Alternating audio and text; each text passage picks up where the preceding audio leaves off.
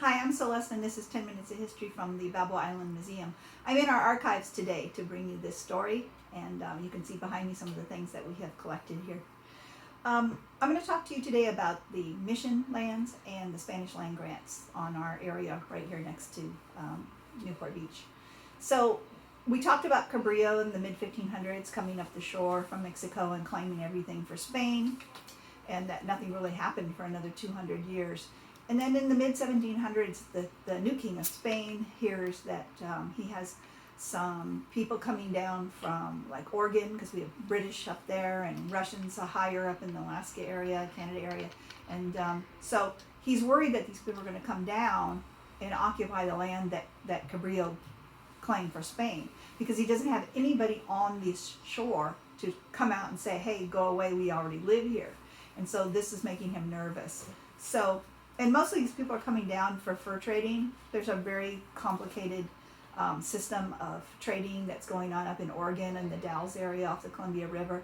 And so we have lots of fur traders coming in, and we have otters down here. And so they're coming down to get otter pelts and other pelts down in this area. So he needs to figure out a way to populate the land. Now, he's already conquered Mexico, and he's done the mission system down in Mexico, and so he again enlists the Catholic Church to set up a missions up and down our coast.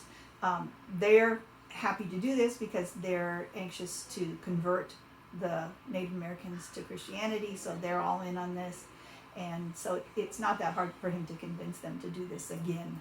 So they get in a ship. He gets Father Serra, Father Crespi, Father Gomez, and the soldier Portola to enlist about, I think, 67 men, 100 mules, and they're going to basically take a ship from mid-Mexico up to San Diego, and then they're going to walk from San Diego to Monterey, because Monterey is on the charts that Cabrillo and then later Vizcaino verified that this is a good area for, and this was the area that he had claimed. So they do that, they get in the ship, they come up to San Diego, and by that time they've lost some of their men to scurvy, lack of vitamin C, and Serra has also injured himself, and so he's not well enough to make the trek up to Monterey. So they leave him behind in San Diego, and he works on establishing the San Diego mission while they're on this walk up the coast. So they begin this walk, and as they're going along the way, they name pretty much everything that has a Spanish name today. And they come up to what's going to become Orange County. The first thing they name in this area is Santiago Creek. That's St. James. Santiago means St. James. And it's on St. James Day. The same way I think we talked about when we did the river story, how they named the Santa Ana Mountains, because that was on St. Anne's Day. We know that they get up there. They camp on the Santa Ana River. We talked about this before. We have the big earthquake. The natives from this area come out and meet them and greet them, and they ask them to stay, but they say, oh, we're going to go up. They can't speak to them, but in their diaries they tell us that they, through hand gestures, then they indicate to them that they will be back, which they will be. And so they continue on their way up the coast. They go by Carpinteria, where they see carpenters, Native American carpenters, building canoes on the beach, and they name it Carpinteria. As they're making this walk up the coast, they send a scout out an hour ahead, and so this is why the Native Americans have seen this scout come by, and so that's how they know to come out and greet them when they come.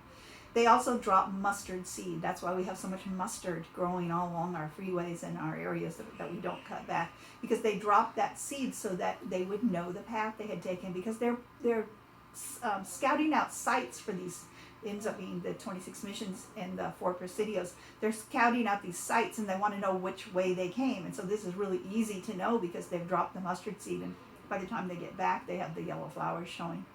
So, and today when you're driving up the coast of California and you see those metal bells along the freeway, that's designating the El Camino Real, the King's Road, which is the King of Spain. So Portola and this party are going along this road that they've designated for the King of Spain, because this is his journey that they're taking. So they go on up the coast, and they get to this area that's Monterey-ish, and they can't find it. So it's probably foggy. Maybe they don't understand the map, but they basically give up and they walk back. So they're back in San Diego, and Father Sarah says, okay, we're going to do this again. So, but this time I'm going to take a ship and I'm going to meet you up there. And so the party takes off again by land, and they walk back up to Monterey, and Sarah takes the ship, and this time they do find it. And so they establish that Monterey mission up there. They put a presidio, a fort. They're going to do 4 presidios up and down the coast. The first one's in Monterey, then there's one in San Diego, Santa Barbara, and San Diego. So different padres established the different missions up and down the coast. And in 1771, they established the San Gabriel mission. Now that's the one that we just had the big fire in last week. And it's in San Gabriel, of course.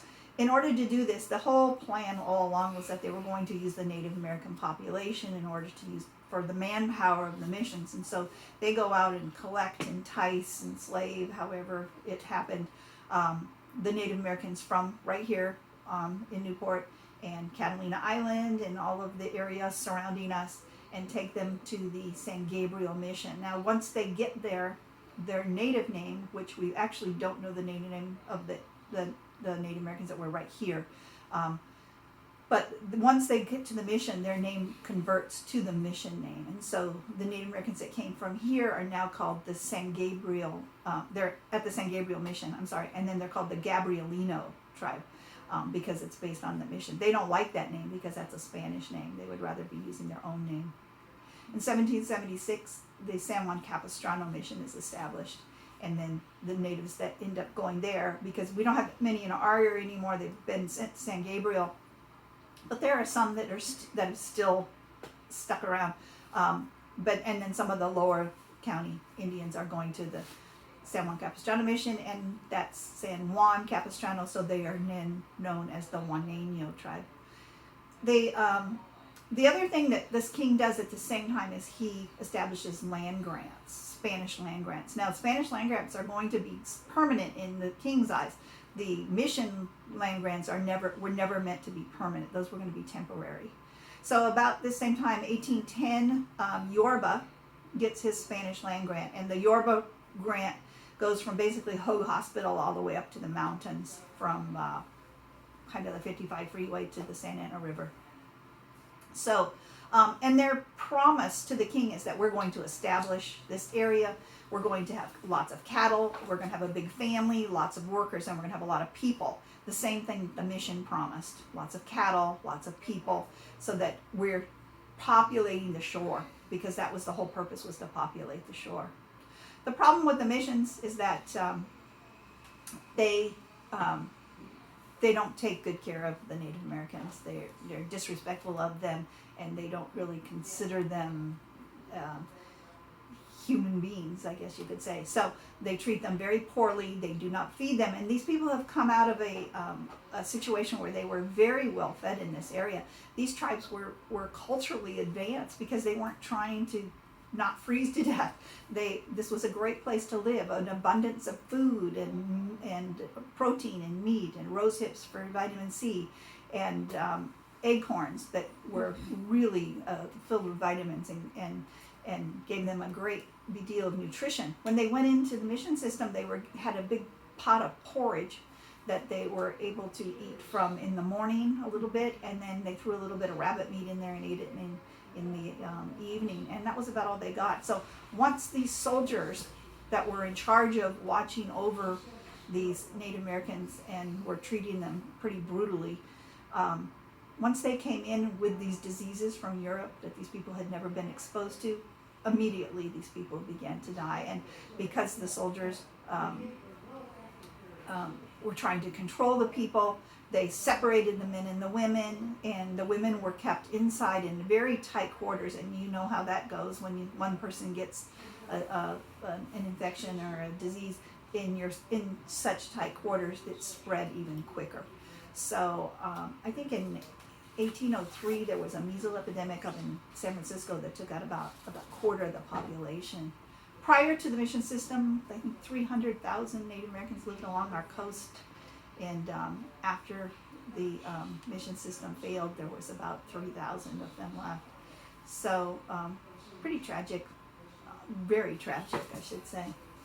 The missions failed because of the manpower, of course, and because in 1821 Mexico gets their independence from Spain, and so they don't like having Spanish land grants. So, but they still need to populate the area. So they go ahead and they confirm Yorba. They like Yorba. He's a good guy. It's a good family. Lots of people, lots of cattle, everything that he promised. And so they say, okay, if you can prove to us, show us the documentation that you have from the king, we can go ahead and confirm your land grant. Not so for the mission. So they took back the mission land. Some of them got to keep their churches. Some of them they rented out. Some of them they sold. So varying degrees of what happened to the mission the buildings themselves up and down the coast. But the lands were pretty much all taken away, and then those were given to loyal Mexican citizens, because now we are in Mexican territory. Yorba had been in that Portola party, the one that walked up the coast, and that's how he got that land, because he was a loyal Spanish citizen. The property that belonged to the San Juan Capistrano mission goes then to Jose Andres Sepulveda. He is the son of Vicente Sepulveda, who had all the mission property from Beverly Hills, Santa Monica, in that area. A very large family, lots of Sepulvedas in the area, and he was one of those sons. He had a whole bunch of kids. He had 11 kids. He educated his kids as well as the Yorba family did. This is a picture I love. It's two of the Sepulveda boys with one of the Yorba boys, and they're on their way to Harvard. Both those families educated their children. This is Tranquilina Sepulveda. This is Sepulveda's last child, his 11th child, his daughter, who was said to be one of the most beautiful women in all of LA County, which we were, to become LA County. She was born in Los Angeles. She was christened in the church, which is right down there in the pueblo, in the circle down there in the square, and she, which her grandfather built.